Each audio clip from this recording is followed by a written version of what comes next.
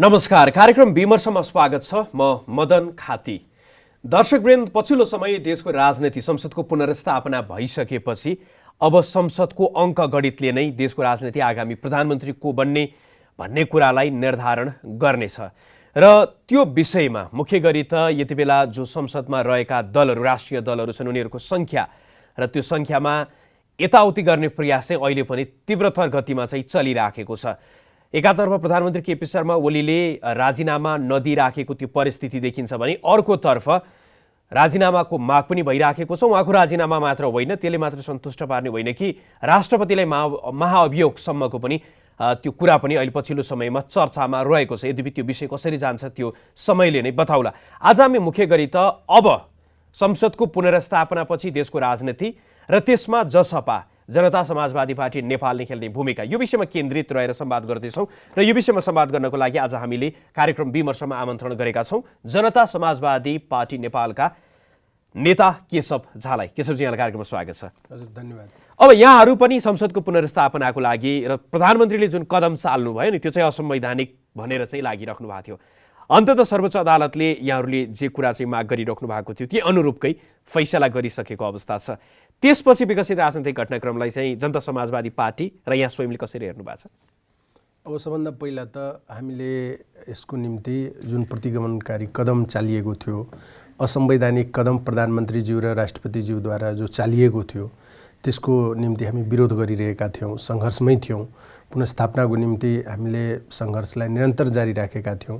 4 चरणसम्मको हामीले कार्यक्रम गऱ्यौँ।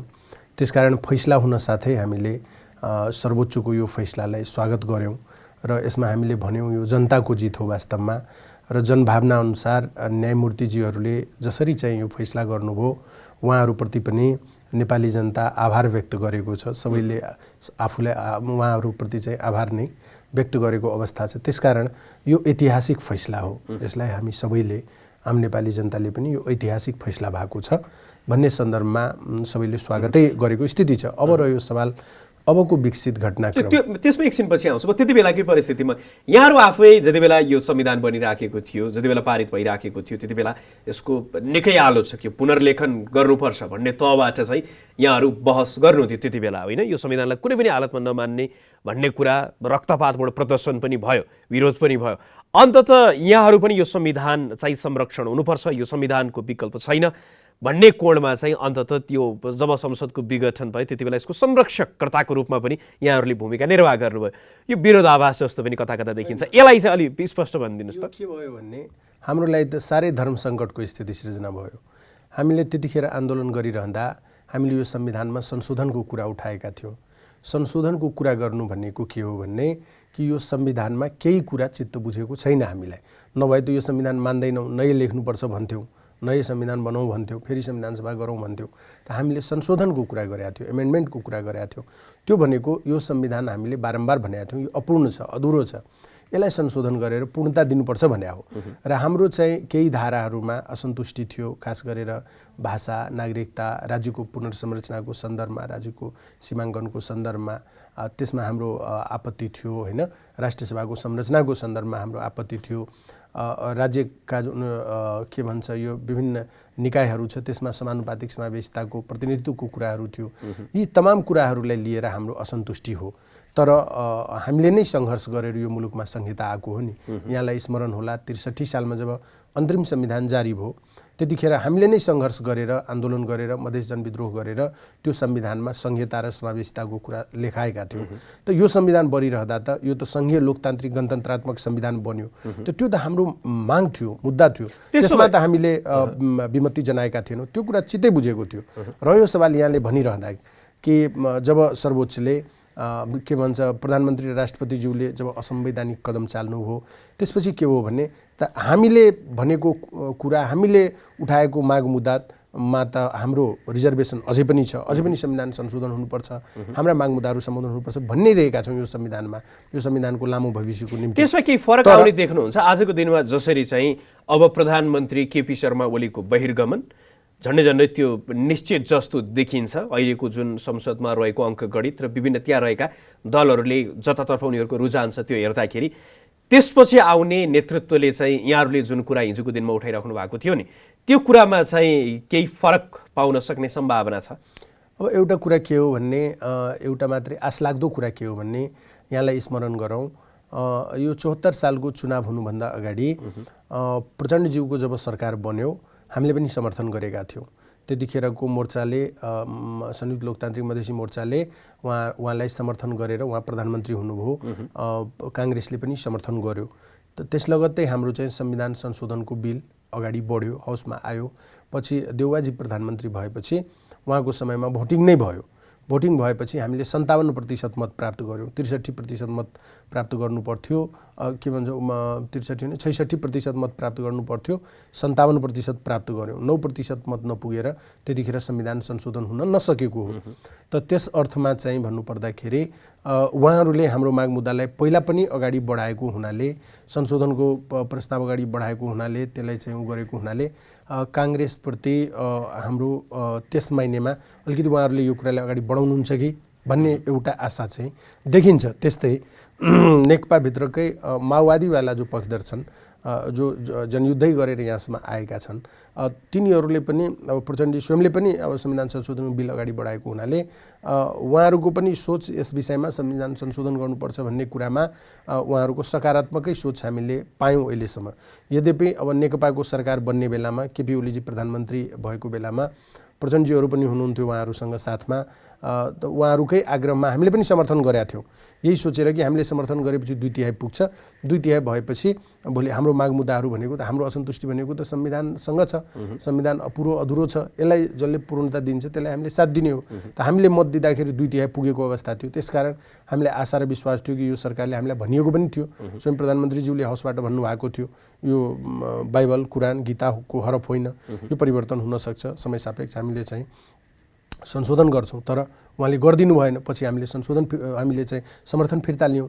त्यसकारण के हुन्छ भने आशा नयाँ परिस्थिति जब बन्छ नि, यथास्थितिभन्दा जब नयाँ एउटा परिदृश्य सिर्जना हुन्छ त्यसपछि आशा चाहिँ मान्छेलाई बढ्छ। त्यसो भए अबको राजनीति अहिले जे देखिराखेको छ, अब धेरै कुरा चाहिँ संसदमा रहेको राष्ट्रिय दलहरूको त्यो अङ्क, सांसदहरूको जति सङ्ख्या छ त्यसले चाहिँ निर्धारण गर्ने त्यो देखिन्छ। त्यहाँभित्र तानातानको स्थिति त्यो प्रकारको पनि अब कङ्ग्रेस चाहिँ झन्डै निर्णायक बनिराखेको अवस्था पनि अहिले देखा परिराखेको छ। यो परिस्थितिमा चाहिँ जनता समाजवादी पार्टीको भूमिका अब संसदमा यहाँले कस्तो देख्नुहुन्छ? सरकारमा जाने नजाने, समर्थन गर्ने, बाहिरै बसेर समर्थन गर्ने, एजेन्डासहित समर्थन गर्ने, के छ? होइन, यसको चाहिँ विभिन्न परिस्थितिहरू अहिले देखियो। अहिले ठ्याक्कै यकिन गर्न सकिएको स्थिति छैन कि कता अब कुन डाइरेक्सनमा अगाडि बढ्छ।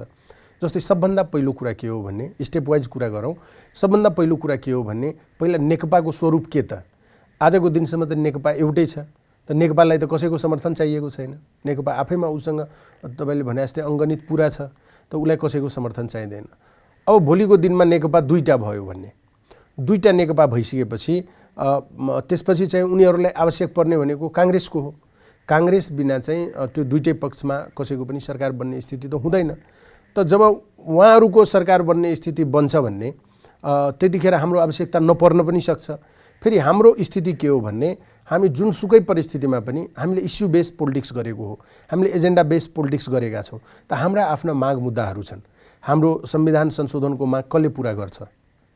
अनि हाम्रा जो आन्दोलनताका जो साथीहरू, आन्दोलनकारी साथीहरू माथि जो झुटा मुद्दा लगाइएको छ त्यो कसले खारिज गर्छ? हाम्रा जितेका सांसद समेतका साथीहरू जो जेलमा हुनुहुन्छ त्यसलाई कसले रिहा गर्छ? त यी तमाम कुराहरूलाई जसले सम्बोधन गर्छ त हाम्रो तिनीहरूसँग सहकारी हुन सक्छ। त्यो एउटा राजनीतिक परिस्थिति हो। तर सबभन्दा प्रमुख कुरा के हो भने, अबको राजनीति अगाडि बढ्दै गर्दाखेरि समर्थन गर्ने भने लगभग अब चाहिँ सरकारमा आउने अथवा सरकार गठनको प्रक्रिया हेर्दै गर्दाखेरि त कङ्ग्रेस र प्रचण्ड माधव समूह नै अगाडि आउने जस्तो देखिन्छ। प्रचण्ड मधेसका मागहरूलाई लिएर हिजोको दिनहरूमा पनि अलि बढी नरम जस्तो देखिन्थ्यो। प्रधानमन्त्री केपी शर्मा ओली अलि बढी अनुदार जस्तो पनि देखिनुहुन्थ्यो। त्यो कारणले गर्दाखेरि यहाँहरूको सरकारमा जाने अथवा नजाने भन्ने कुरा चाहिँ यहाँहरूको इच्छा शक्ति मात्र होइन, उहाँहरूको पनि त्यो आवश्यकताले निर्धारण गर्ने हो। त्यसो भए होइन, हाम्रो इच्छा शक्तिले केही मायने राख्दैन। उहाँहरूको आवश्यकताले धेरै कुरा निर्धारण होइन होइन, हाम्रो इच्छा शक्तिले केही मायने राख्दैन। मैले भन्न खोजेको के हो भने कि हामी एउटा घेराभित्र छौँ। हामीले राजनीति गरेको जनतासँग जो हाम्रो बाचा छ, हाम्रो प्रतिबद्धता छ, हामीले जो घोषणापत्र जारी गरेका थियौँ चुनावताका, त जनताले हामीमाथि भरोसा गरेर यिनीहरूले हाम्रा माग मुद्दाहरू सम्बोधन गराउँछ भनेर विश्वास गरेका छन्। अब यो मैले जो कुराहरू अगाडि सारेँ, सायद संविधान संशोधनदेखि बन्दी रिहाईदेखि झुटा मुद्दा खारिजदेखि लिएर जो यी सारा कुराहरू छन्, यी तमाम कुरामा चाहिँ कसले चाहिँ हाम्रो यो मागहरू सम्बोधन गर्छ त? यो मागको अब त फेरि हाम्रो स्थिति के छ हेर्नुहोस्, दुर्भाग्यपूर्ण स्थिति भनौँ कि हामीसँग धेरैचोटि सन्धि सम्झौताहरू भएको छ, तर हरेक पटक चाहिँ हामीलाई धोकै दिइएको अवस्था छ। त्यसकारण अब कसरी चाहिँ विश्वास गर्ने, विश्वासको वातावरण कसरी बन्छ? दुई थरी टिप्पणी छ कि यहाँले भन्नुभयो नि यहाँहरूलाई चाहिँ धोका पाएको, अर्कोतर्फ चाहिँ यहाँहरूले सत्तामा पुग्नको लागि तत्कालीन समयमा त्यो पुरा हुन्छ हुँदैन त्यसको ग्यारेन्टी बिना नै सरकारमा चाहिँ गइहाल्ने, केही समय त्यहाँ मन्त्रीको पद पनि लिइहाल्ने, तर जनताको चाहिँ जो एजेन्डा हुन्छ त्यो चाहिँ चुनावको बेला आन्दोलनको बेला मात्रै चाहिँ उठाउने भन्ने त आरोप यहाँहरूमाथि छ नि। होइन, यो आरोप निराधार आरोप हो। पहिलो कुरा के हुन्छ भन्ने, मन्त्रीमा जाने नजाने कुरा, एउटा कुरा के बुझ्नुहोस् भन्ने, कुनै पनि राजनीतिक दल जो बनाउँछ त राजनीतिक दल के को निम्ति बन्छ? आखिर हामी जो अहिले लडिरहेका छौँ समानताको निम्ति लडेको होइन, प्रतिनिधित्वको निम्ति लडेको होइन। त प्रतिनिधित्व भने के खालि हाउसमा प्रतिनिधित्व हो कि कार्यपालिकामा पनि प्रतिनिधित्व हो? कार्यपालिकामा हाम्रो प्रतिनिधित्व चाहिने कि नचाहिने? त त्यहाँ पनि यदि हाम्रो प्रतिनिधित्व चाहिने हो भने हामी पार्टी बनाएर राजनीतिमा अगाडि आइसकेपछि, चुनावै जितेर आइसकेपछि जनताले कुनै पनि सांसद जिताउँदा यो आशका साथ जिताउँछ कि यसलाई जिताउँदैछौँ, यो भोलि गएर मन्त्री बन्छ र हाम्रा जो आवश्यकताहरू छन् विकास निर्माणदेखि लिएर हाम्रा सबै आवश्यकताहरू पुरा गर्छन् भनेरै जनताले मत हाल्छन् एउटा सांसदलाई। त हाम्रो पार्टीभित्रका जो 34 जना सांसद छन् ती सबै सांसदसँग आम हाम्रा समर्थक जनताहरूको त्यही अपेक्षा नै हो कि उहाँहरू सरकारमा गएर हाम्रा आवश्यकताहरू पुरा गरून्, विकास निर्माणका काम गरून् भन्ने नै हो। त्यसकारण हामी सरकारमा जानु हुँदैन र कुनै बहाना लिएर जानुपर्छ भन्ने पनि होइन, कुनै कुरा चाहिँदैन। जिताएर पठाइसकेपछि सरकारमा जानलाई कुनै बाधा होइन। तर यो हाम्रो चाहिँ कमिटमेन्ट हो जनतासँग कि जबसम्म माग मुद्दाहरू पुरा हुँदैन हामी चाहिँ सरकारमा गएनौँ। यहाँले विगत सम्झिनुहोस् न, हामी 70 सालको चुनावपछि अहिले 77 साल हो नि, आजको दिनसम्म हाम्रो माग मुद्दा पुरा नभएको हुनाले हामी सरकारमा गएको छैनौँ, हामी गएनौँ। तर यहाँहरूको पार्टी टुट्ने फुट्ने पनि कतै न कतै भएन, सत्ता, त्यो पनि भन्दैछु। पार्टी सरकार उसले ल्याउने अध्यादेश होइन टुटफुट, त्यसले पनि अब यसमा बताउँछु अर्को कुरा के हुन्छ भन्ने राजनीतिमा। अब यो टुटफुटको राजनीति 70 पछि भएको छैन, 64 देखि 70 69 को बिचमा, 64 को चुनाव भएपछि 65 भनौँ चेतमा चुनाव भएको थियो, 65 देखि त्यो 4 वर्षको बिचमा चाहिँ खुब टुटफुट भयो। हामीमाथि खुब आरोप लाग्यो नि त, सत्ताको लागि तोड्यो, उसको लागि तोड्यो। तर सत्ताको लागि यदि हामी तोडेको भए त 69 सालमा अहिले जो संविधान बनाएको छ योभन्दा प्रोग्रेसिभ संविधान बन्दै थियो। सीमाङ्कनकै सन्दर्भमा हामीले खोजेको जस्तै लगभग त्यही आधारमा चाहिँ राज्यहरूको निर्माण भएको अवस्था थियो। तर हामी दुईटा मधेसमा दुईटा प्रदेशभन्दा बढीमा हामी सेक्रिफाइस गर्न तयार भएनौँ। नभएको हाम्रो अडानले राजनीतिक रूपमा चाहिँ कुनै कम्प्रोमाइज गरिएको थिएन। सत्ता सञ्चालनमा एउटा प्रक्रिया थियो, तर जनतासँग गरिएको वाचा अनुसार हामीले उठाएका माग मुद्दामा कम्प्रोमाइज गरेको भए त्यतिखेरै संविधान बन्थ्यो नि। तर हामीले जनतासँग गरेनौँ। त्यसकारण यो सत्ताको लाग्ने जो कुरा हुन्छ यो सब निराधार कुराहरू हो। सत्ता त अब राजनीतिक पार्टी बनाएपछि के होला त? अब चाहिँ मुख्य रूपमा त अहिले जसरी संसदको पुनर्स्थापना भयो, एजेन्डागत रूपमा हेर्दाखेरि चाहिँ संघीयता पक्षधर, धर्मनिरपेक्षता पक्षधर, गणतन्त्रका पक्षधर र त्यस्तै गरी चाहिँ अहिले समानुपातिक र समावेशीका पक्षधर जो देखिएका थिए हिजोको दिनमा संविधान निर्माणको क्रममा चाहिँ उनीहरूकै चाहिँ जित भएको र यी एजेन्डाहरूप्रति समर्थन त गर्ने तर भित्रैदेखि अलिक अनुदार देखिने पक्ष चाहिँ अहिले पराजित भएको भन्ने कोणबाट कुराहरू आइराखेको छ। अहिलेको संघीयता हेर्दाखेरि पनि जो संघीयता मागिराखेका थिए, पहिचान सहितको संघीयता लगायतको कुरा त्यति बेला उठिराखेको थियो, उनीहरू पनि आजको जुन संरचना छ यसप्रति त्यति धेरै खुसी नभइराखेको अवस्था, यहाँहरू पनि त्यति धेरै खुसी देखिनुहुन्न। जो यो संघीयता नै हुनु हुँदैन भन्ने कुरालाई त अब उहाँहरू यो संघीयताको जुन संरचना छ यसप्रति खुसी हुने कुरै भएन। त्यसो भए चाहिँ अब पछि अगाडि राजनीति बढ्दै गर्दाखेरि चाहिँ यहाँहरूले सोचे अनुरूप नै अगाडि बढ्दैछ। त्यसो भए यस्तो छ, एउटा कुरा त के हो भन्ने राजनीतिमा केही कुराहरू हुनुपर्छ नेतृत्वमा। नभए कस्तो परिस्थिति भयो भने नेपालमा भन्छौँ नि हामीले कोही राजनेता नै भएनन्। अब राजनेता सानो पार्टीको नेताले मान्छेले नेतै गन्दैनन् होइन। अब ठुला पार्टीका नेताहरू सबै लोभ लालचमा फसे। त त्यसमा पनि अब हिजोको दिनमा इतिहासैलाई हेर्ने हो भने कम्युनिस्ट पार्टीभित्र पुष्पलाल जस्ता आदर्शवादी नेताहरू पनि थिए होइन, मदन भण्डारी जस्ता नेताहरू पनि थिए। काङ्ग्रेसभित्रकै कुरा गर्ने हो भने गणेशमान जस्ता नेताहरू, कृष्णप्रसाद भट्टराई जस्ता, बिपी जस्ता नेताहरू पनि थिए। त ती आदर्श बोकेका नेताहरू भएको पार्टीको नेताहरूको आज स्थिति हेरौँ त आज राजनीतिक रूपमा हेर्ने हो भने कि यहाँ निष्ठाको कमी देखियो, यहाँ नैतिकताको कमी देखियो। नभए एउटा कदम मैले चालेँ, मैले आफूलाई खुब एकदम जाने बुझेर यो ठिक भनेर चालेँ नि त, ठिक भनेरै मैले मानौ एकछिनलाई संसद विघटन गरेको थिएँ नि त। अनि त्यसलाई चाहिँ अब संविधानको अन्तिम व्याख्या गर्ने ठाउँ भनेको सर्वोच्च अदालत, उसले चाहिँ व्याख्या गरेर यो गलत भनिसक्दा पनि आज 3 दिन भइसक्यो। नैतिकता भन्ने केही हुन्छ कि हुँदैन? त मैले चालेको कुरा गलत थियो, मैले गलत गरेँ, त्यसकारण 1 सेकेन्ड पनि त्यो कुर्सीमा बस्न चाहिँ मनले दिन्छ, नैतिकताले दिन्छ? तर यो कुन खालको राजनीति हामी गरिरहेका छौँ? सिधै राजीनामा गरेर बाटो फुकाउनु पर्ने होइन र अहिलेको प्रधानमन्त्रीज्यूलाई यसरी चाहिँ पदलुलुप्त देखाउन मिल्छ? राजनीतिप्रति मान्छेको वितृष्णा जगाउने काम गर्न हुन्छ? यो राजनीतिप्रति जुन उहाँले वितृष्णा जगाइराख्नु भएको छ नेपाली राजनीतिमा, यसले चाहिँ अस्थिरता निम्त्याउँछ। मान्छेलाई राजनीतिबाट विश्वास उठ्न थाल्छ कि यस्ता नेताहरू छन् जसलाई नैतिकता नामको चिजै छैन भनेपछि त अब कसरी राजनीति गर्ने, के आधारमा, कसलाई? अब हाम्रो देशमा भनौँ न राजनीति गर्ने जो युवा पुस्ताहरू छन् कसलाई आदर्श मानेर राजनीति गर्ने? अहिलेको वर्तमान परिस्थितिका कुन नेतालाई मानेर राजनीति गर्ने, आदर्श मानेर अगाडि बढ्ने? कोही देखिएनन् नि त। कमसे कम अलिकति नैतिकता निष्ठाको कुरा देखाउन सक्नु पर्थ्यो। नेताहरूको सन्दर्भमा चाहिँ तत्कालीन समयमा उनीहरू जीवित रहेको भन्दा पनि जब उनीहरूको चाहिँ मृत्युवरण गरिसकेपछि उनीहरूको योगदानको विषयमा खुलेर प्रशंसा हुने, चर्चा हुने, तर जीवित रहेको समय चाहिँ त्यो बिपीको विश्वेश्वर प्रसाद कोइरालाको यहाँले उच्चारण गर्नुभयो, त्यस्तै गरी गणेश मानको, मदन भण्डारीको, उहाँहरू रहँदै गर्दाखेरि चाहिँ उहाँहरूले गरिराखेका कामको आलोचना पनि समर्थन पनि त्यो प्रकारको नेपालको त्यो सामान्य रूप चाहिँ त्यस्तो पनि देखिने गरेको छ। अब अहिले यहाँले भन्नुभयो नि प्रधानमन्त्रीको राजीनामाको सन्दर्भमा जुन प्रकारको तर्क यहाँले राख्नुभयो, त्यसको साथसाथमा प्रधानमन्त्री मात्र होइन कि राष्ट्रपतिको सन्दर्भमा पनि धेरै चाहिँ अहिले कुराहरू आइराखेको छ। एकदम ठिक हो, होइन? उहाँलाई चाहिँ महाअभियोग चाहिँ लगाउनु पर्ने भन्ने कुरा पनि त्यहाँ सुनिन्छ। यसमा चाहिँ यहाँहरूको पार्टीको धारणा एकदम होइन, धारणा एकदम प्रष्ट छ। एउटा कुरा के हो भने अहिलेको प्रधानमन्त्रीज्यूले त एकदम नैतिकताकै आधारमा राजीनामा दिनु पर्थ्यो, नदिए पनि अब चाहिँ राजनीतिक दलहरूले उहाँलाई तत्काल चाहिँ त्यो कुर्सीको लायक उहाँ हुनुहुन्न। जो व्यक्ति यो देशको भएको संविधानको पनि रक्षा गर्न सकिरहेको छैन, यसमा कमी कमजोरी धेरै छन्, त्यसलाई सच्याएर जानुपर्छ भनेर हामीले अझै पनि भनेका छौँ। तर यो पुरै संविधानलाई नै लत्याएर यही संविधानको बाचा कसम खाएर चाहिँ प्रधानमन्त्री हुने अनि त्यही संविधानलाई चाहिँ लत्याउने त्यस्तो पात्रहरूलाई यथाशीघ्र चाहिँ त्यो कुर्सीबाट पदच्युत गर्नुपर्छ, त्यसमा ढिलाइ गर्नु हुँदैन। र उहाँलाई चाहिँ यो साक्षी किनाराको सदर बन्ने र औँठाछाप गरिदिने, आँखा चिम्लेर अभिभावकत्व प्रदान गर्न नसक्ने व्यक्तिलाई पनि यो मुलुकमा कुर्सीमा बस्ने कुनै अधिकार छैन।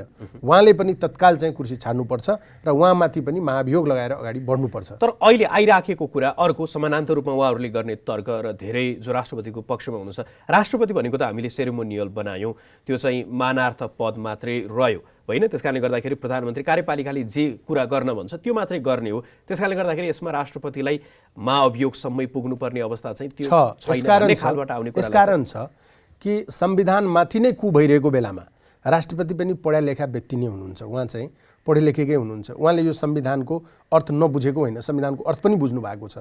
त संविधानमा हुँदै नभएको व्यवस्था प्रयोग गरेर जब प्रधानमन्त्रीजीले संविधानमाथि कु गर्दै हुनुहुन्थ्यो त्यतिखेर यो देशमा के त्यो सरकार चलाउने दल मात्रै थियो त? अथवा त्यही सरकार चलाउने दलभित्र पनि अरू नेतासँग उहाँले सरसल्लाह गर्नु आवश्यक थिएन?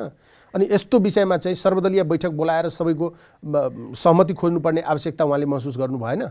अनि उहाँले खोइ त अभिभावक प्रदान गर्न सक्नु भएको? उहाँकै एउटा पार्टीको नेता हो र उहाँ कि त्यो पार्टीले जे गर्यो गलत सल्लाह, त्यसैले त प्रधानमन्त्रीले गल्ती गर्दा पनि कमसेकम राष्ट्रपतिले चेक गर्नुपर्छ भन्ने कुरा हुन्छ। यहाँ स्मरण गर्नुहोस् त प्रचण्डज्यूले नै कुनै बेला चाहिँ के भन्छ प्रधान सेनापतिलाई चाहिँ पदच्युत गर्न थालेको बेलामा त्यतिखेरको राष्ट्रपतिले सिधै सदर गर्दा भए हुन्थ्यो नि, तर गरेनन् नि। सबै दलसँग राय परामर्श गरेर यो गर्नु हुँदैन भनेर रोके नि। त त्यो पो हो त अभिभावकत्व प्रदान गर्ने भनेको। त रामवरण यादव डाक्टर साहब राष्ट्रपति हुँदाखेरि उहाँले चाहिँ अभिभावकत्व प्रदान गर्नुभयो, सबैसँग राय परामर्श गरेर अगाडि बढाउनु भयो ट्रेन्ड। तर त्यो ट्रेन्डलाई त उहाँले भत्काउनु भयो नि। उहाँ चाहिँ अहिलेको प्रधानमन्त्रीज्यू केपी ओलीज्यूले भनेपछि दिनमा पनि अहिले रात छ भन्दा उहाँ रात भनिदिने हो नि। अनि उहाँमाथि चाहिँ कसरी यो अभिभावक हो भनेर हामीले पत्याउने? त्यसकारण उहाँको गल्ती, उहाँले गरेको गल्तीको कारणले गर्दा 2 महिनादेखि नेपाली राजनीतिमा ठुलो चाहिँ समस्या उत्पन्न भयो।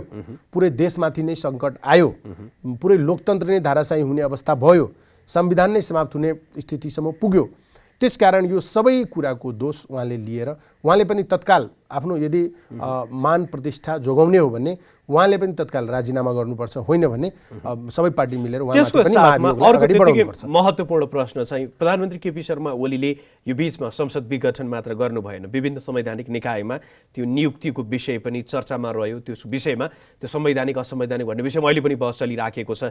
यसमा चाहिँ यहाँहरूको पार्टीले अब के गर्छ? अब यस्तो हो, पहिलो कुरा के हो भन्ने कि जे प्रक्रिया अपनाइयो, आखिर त्यो संवैधानिक परिषदको जो स्ट्रक्चर हुन्छ, संरचना हुन्छ, त्यहाँ प्रधानमन्त्री एकाङ्की नहोस्, उसले चाहिँ तानाशाही प्रवृत्ति देखाउन नसकोस् भन्नकै लागि त त्यस्तो संरचना बनाइएको हुन्छ जहाँ प्रमुख प्रतिपक्षी दलका नेतालाई राखिएको हुन्छ, होइन? तर उहाँले चाहिँ त्यो सङ्ख्या त्यसरी निर्धारण गरेको हुन्छ ताकि जसरी गर्दा नि त्यो प्रतिपक्षको पनि कन्सर्न आओस्। प्रतिपक्ष भनेको हाउस हो, हाउसको प्रतिनिधित्व प्रतिपक्षी दलको नेताले गर्छ, त्यसकारण उसको पनि कन्सर्न आओस्, उसको कन्सर्नले नै एउटा समझदारी बनेर मुलुक अगाडि बढोस् भन्ने हिसाबले संवैधानिक परिषदको संरचना हुन्छ। तर उहाँले त्यो संरचनै भत्काइदिएर लोकतन्त्रमाथि ठुलो प्रहार त्यहाँबाट पनि उहाँले गर्नुभयो। त्यो प्रहार गर्नुभयो र फेरि एकदम कृत्य काम गर्नुभएको छ। कृत्य काम के हो भने जुन दिन बैठक बस्नुभयो उहाँ 3 जना, त्यो 3 जना बैठक बसेपछि राष्ट्रिय सभाका अध्यक्ष गणेश तिमेल सिन्हाज्यू बाहिर निस्केर मिडियालाई ब्रिफिङ गर्नुभएको छ कि आज कुनै निर्णय भएको छैन। बीबीसीलाई भन्नुभएको छ, सारा सञ्चार माध्यममा आएको कुरा हो। त हामीले एउटा राष्ट्रिय सभाको अध्यक्ष जस्तो व्यक्तिले बोलेको कुरालाई पत्याउने कि नपत्याउने, र त्यसपछि चाहिँ लगत्तै केही दिनपछि यो समाचार आउँछ, होइन यो त अस्ति नै भइसकेको थियो, त्यही बैठकले गर्यो भनेर भन्न पाइन्छ। यस्तो कृत्य कुराहरू गर्न पाइन्छ, यस्तो जालसाजी गरेर अनि नियुक्त गरेर अगाडि प्रक्रिया जो बढेको छ त्यसलाई आम नेपाली जनताले कसरी स्वीकार्न सक्छन्? त्यो यसरी गलत यो ढाँटेर छलछाम गरेर पुरै यसरी एकदम कृत्य काम गरेर बढाइएको प्रक्रियालाई कसैले स्वीकार्नु हुँदैन। अहिले धेरैको चासो चाहिँ जति बेला नेपालमै पनि हेर्दाखेरि विगतको अभ्यास हेर्दाखेरि चाहिँ सरकारहरू त्यो बढ्ने भत्कने क्रममा चाहिँ दलहरूको टुटफुट पनि त्यसैसँग जोडिएर आउँछ। हुन त अहिलेको हामीले जुन प्रकारको संविधान त्यसपछि चाहिँ राजनैतिक दल सम्बन्धीको ऐन त्यसलाई हेऱ्यौँ भने संसदीय दलमा पनि 40, केन्द्रीय कमिटीमा पनि 40% बिना चाहिँ दल फुट्न नसक्ने भन्ने त्यो खालको प्रावधान पनि अलिक कडा गरेको जस्तो पनि देखिन्छ। तर यो बीचमा पनि अहिले जे प्रकारको संसदीय अभ्यास हामीले अहिले देखिराखेका छौँ, यो अवस्थामा फेरि टुट्ने फुट्ने स्थिति त्यस्तो होला कि नहोला, तपाईँले कसरी हेरिराख्नु भएको छ? होइन, त्यो त अब संविधानमा अहिले भएकै व्यवस्था अनुसार पनि नेकपाभित्रै मानव एकछिनलाई उनीहरू फुट्न चाहे, अलग हुन चाहे भने यहाँको दलसँग के होइन, उहाँहरू त फुट्ने लगभग त्यो प्रकारको। हाम्रो दलमा त्यस प्रकारको परिस्थिति छैन। हाम्रो दलमा त्यस प्रकारको एकदम पार्टी नै फोडेर गइहाल्ने भन्ने स्थिति छैन। किनकि हिजो जसरी बेला एकीकरण भयो नि, त्यति बेला हेर्दाखेरि त अध्यादेश प्रधानमन्त्रीले ल्याइसकेपछि अब प्रधानमन्त्रीज्यूले अध्यादेश त्यतिखेर हामीलाई फोडेर केही साथीहरूलाई चाहिँ डाइभर्ट गरेर तिनीहरूलाई ल्याउन सकिन्छ भन्ने अभियान थाल्नु भएको हो। हाम्रा सांसदहरूलाई अपहरण पनि गर्नुभयो, त्यतिखेर धेरै प्रक्रिया अगाडि बढाउनु भयो, तर उहाँहरूको केही लागेन, चलेन। अन्तोगत्वा जो साथीहरूलाई उहाँहरूले बदनाम गर्नुभयो, जसलाई चाहिँ पार्टी फोड्दैछन्, हाम्रोमा आउँदैछन् भनेर, जसलाई अभियानमा लागेका छन् भनेर गलत प्रचार गर्नुभयो, ती साथीहरूले नै पर्दाफास गरे कि होइन यो एकदम गलत काम हो, र उनीहरूले त साबित गरिदिए नि। उनीहरूले साबित गरिदिए पार्टी एकताको बेलामा कि होइन हामी यो पक्षमा थिएनौँ, हामी त यतै छौँ है भनेर उहाँहरूले त प्रमाणित गरिदिनु भयो नि। तर समस्या कहाँ रहेछ भन्ने कुरा त कहाँ देखियो भने उहाँहरूको आफ्नो पार्टीमा देखियो नि। समस्या आफ्नो पार्टीमा रहेछ, तर त्यो समस्यालाई ढाकछोप गर्नलाई अरूतिर चाहिँ इङ्गित गरेर त्यो काम गर्न खोजे। खास आफ्नो पार्टी फुटाउनलाई त्यो अध्यादेश ल्याएको हो, तर निशाना कता देखाए त राजपातिर समाजवादीतिर देखाए। तर राजपा समाजवादी त बरु फुट्नुभन्दा एक नै भए भनेपछि हाम्रोतर्फ त्यस प्रकारको समस्या छैन। अब राजनीतिमा के हुन्छ, केही असन्तुष्टिहरू हुन्छ, अब सहज छ। हेर्नुहोस् आजको दिनमा स्थिति के छ, किनकि यहाँहरूकै केही केन्द्रीय तहकै नेताहरू ओली पक्षमा लागेको पनि देखियो छैन। केन्द्रीय तहका कोही नेता छैन। केन्द्रीय तहका कोही नेता पनि त्यतातिर लागेर उनीहरूको पछि जाने सती जाने स्थितिमा यो लोकतन्त्रकै विरोधमा लाग्ने व्यक्तिहरूसँग, गणतन्त्रकै विरोधमा लाग्ने व्यक्तिहरूसँग, संहिताकै विरोधमा लाग्ने व्यक्तिहरूसँग, यतातिरका यो संविधान नै नमान्ने नेताहरूसँग हाम्रो कुनै नेता साथीहरू जानुहुन्छ भन्नेमा हामीलाई कुनै विश्वास छैन। पहिलो कुरा त्यो जानुहुन्न, ढुक्क हुनुहोस्, त्यो अहिलेको स्थिति यही नै हो। र अहिले हामीले पार्टीभित्र हेर्दा पनि हाम्रो पार्टीभित्र त्यस खालको परिस्थिति छैन, सबै एक ढिक्का नै छन्। अब कुरा एउटा सैद्धान्तिक कुरा के हुन्छ भने, जस्तै जतिखेर पार्टी फुट्छ नि, पार्टी फुट्नु नराम्रो भन्छौँ नि, तर आम जनता दुखी हुन्छन् त्यसले गर्दा। पार्टी कुनै फुट्यो भने आम जनतामा साह्रै निराशा आउँछ, फलानु पार्टी फुट्यो भन्ने हुन्छ होइन। त निराशा जान्छ, तर तपाईँलाई एकदम रियालिटी कुरा बताउँदैछु, त्यो पार्टीको कार्यकर्ता धेरै खुसी हुन्छन् किनकि सबैले अवसर पाउँछन्। अब जहाँ जुन पद एउटै थियो अब त दुईटा पद हुने भयो नि, धेरै कार्यकर्ताले अवसर पाए नि त कार्यकर्ता खुब खुसी हुन्छन्। त्यस कारणले जब एकताको कुरा हुन थाल्छ अनि कार्यकर्ताको मन चिसिन्छ। हेर्नुहोस्, शीर्ष नेता माथिका नेताहरू एउटा सहमति गरेर पार्टी एक गरिदिन्छन्। अब हाम्रै स्थिति हेरौँ न, अहिले पार्टी त एक भयो, जनतामा पनि एकदम खुसी छ, उल्लास छ। जनताले आम जनताले पनि हाम्रो चाहिँ सबै पार्टी एक भएर आउनुपर्छ, सबै नेता एक ठाउँमा भएर आउनुपर्छ, अनि मात्रै शक्ति केन्द्रित गरेर अगाडि बढ्न सकिन्छ, लड्न सकिन्छ, सङ्घर्ष गर्न सकिन्छ, अधिकार दिलाउन सकिन्छ भन्थे। त्यसअनुसार आम जनताको भावना अनुसार हामीले सब पार्टी एक गरिदियौँ। अब अहिले समस्या भयो, कार्यकर्ता लेभलमा समस्या भयो। अहिले जब हामी समायोजनमा गइरहेछौँ त हिजो दुईटा पद थियो, अब एउटा गर्नु पर्यो। एउटा गर्नुपर्दा सेक्रिफाइस गर्नुपर्छ नि त, त्याग देखाउनुपर्छ नि। खालि अरू बेला चाहिँ पार्टी माथि नेताहरू एक हुन नसक्ने, मिल्नै नसक्ने भन्ने, तर जब समायोजनको कुरा चल्न थाल्छ अनि सेक्रिफाइस गर्न नचाहने। हिजै हामी चाहिँ एउटा पार्टीमा स्थिति के छ? म त्यही भन्दैछु, यो कार्यकर्ताको म यहाँहरूलाई पीडा बताउँदैछु कि एकता जति सहज हुन्छ नि, समायोजन त्यति नै पीडादायी हुन्छ। त समायोजनको त्यो रस्साकसीले मै हुनुपर्छ फेरि भन्ने छ सबलाई, होइन मलाई नै नेतृत्व दिनुपर्छ सबै तहमा के, त्यो वडादेखि लिएर अहिले समानान्तर पार्टीभित्रै पनि बाबुराम उपेन्द्रको एक तरिकाले अगाडि बढ्न खोजिराखेको होइन, मन्तजीको अर्को तरिकाले उहाँहरू अगाडि यसले चाहिँ कतै विभाजनतर्फै लाने छैन। एउटा कुरा के विश्वास मान्नुहोस् भन्ने, पार्टीले जे निर्णय गर्छ त्यो एक ढिक्का भएर पार्टीले निर्णय गरेको छ र त्यही अनुसार पार्टी अगाडि बढिरहेको छ। अहिले जे बाहिर देखिएको छ त्यो हो के चाहिँ भनेपछि अहिले त पार्टी समायोजन गर्नु छ, समायोजन भइसकेको छैन। अब अहिले नै यस्तो परिस्थिति आयो त पार्टीमा कार्यक्रमको त आवश्यकता थियो, त विभिन्न समितिहरूले कार्यक्रम गर्न खोज्छ। त विभिन्न समितिहरूले कार्यक्रम गर्न खोज्दाखेरि अब त्यो समायोजनमा पनि त्यसले बलै पुर्याउँछ। अब छुट्टा छुट्टै कार्यक्रम गर्छन् पुराना सङ्गठनहरू, समायोजन भइसकेको छैन एक गर्नलाई। अब एक गर्दाखेरि फेरि डिफ्रेन्ट टाइप्सको समस्याहरू छ, अध्यक्षता कसले गर्ने, कसले के गर्ने, त्यो अब एक भइसकेको छैन कसलाई के भन्ने, अब दुइटैको ऊ हुन्छ। त्यस कारण त्यो झगडाभन्दा छुट्टा छुट्टै गरेका छन्, दुवै तर्फका नेताहरू जान्छन्, भाग लिन्छन्, कार्यक्रमहरू भइरहेको छ। बाहिर हेर्दाखेरि चाहिँ प्रधानमन्त्रीले चाहिँ कदम चाल्नु भयो, यद्यपि त्यो सर्वोच्च अदालतले बदर गरिसकेको छ, अहिले स्थिति अर्कै छ।